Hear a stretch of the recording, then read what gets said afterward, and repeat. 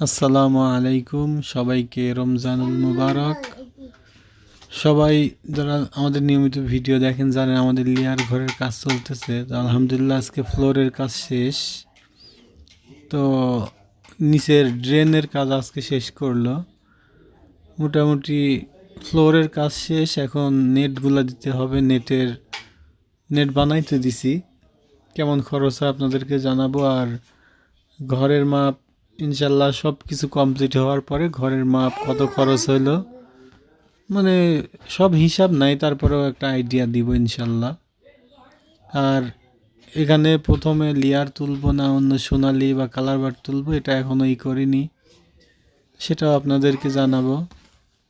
আর এই যে মাটিগুলো আনছি সামনে, যেহেতু একটু নিচ রাস্তার পাশে, মাটিগুলো দিয়ে একটু ভরাট করে দিলে পানি বর্ষার সময় পানি থাকবে না, পানি নামে যাবে, এই জন্য মাটিগুলো আনছি। তো মোটামুটি কাজ মিস্ত্রিরা ভালোই করছে আলহামদুলিল্লাহ।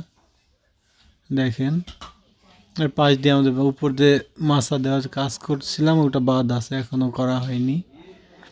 এই যে এটা পাইপ দিছে এদিক দিয়ে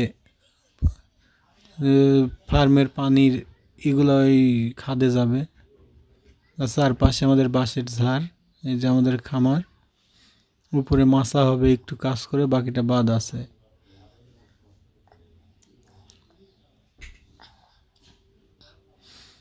আমরা কি তুলবো আপনারা কমেন্ট করে জানান, প্রথমে কোন মুরগি তুললে ভালো হবে, সবার কমেন্ট আশা করছি ইনশাল্লাহ। আর আমাদের ওইদিকে হাঁসের ঘরের কাজ করছিলাম, আপনাদেরকে দেখাইছিলাম ভিডিওত। আমাদের দেশি হাঁস, চীনা হাঁস এবং রাজহাঁস দুইটা ঘর করছি, একটা ঘর দেশি হাঁসের জন্য, অপরটা চীনা হাঁস আর রাজহাঁসের জন্য। তো এখনও একটা ক্লিয়ার হয়নি, একটাতে সবাই থাকে আর অন্যটা যেহেতু নিচ দিয়ে ফাঁকা, মাটি দিতে হবে ইনশাল্লাহ, পরবর্তী দিয়ে দিব। সবাই ভালো থাকবেন। আসসালামু আলাইকুম ওয়া রাহমাতুল্লাহ।